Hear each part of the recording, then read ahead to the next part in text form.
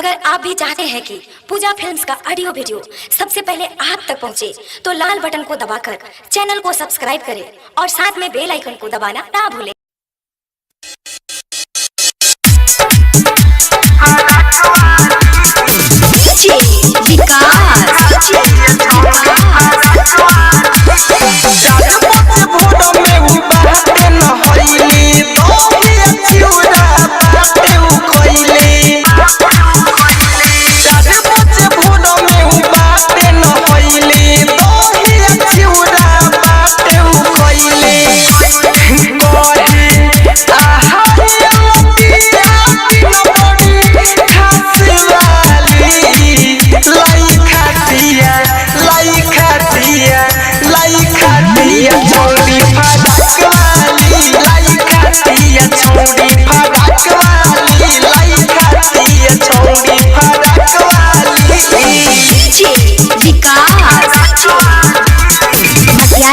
Sitamarhi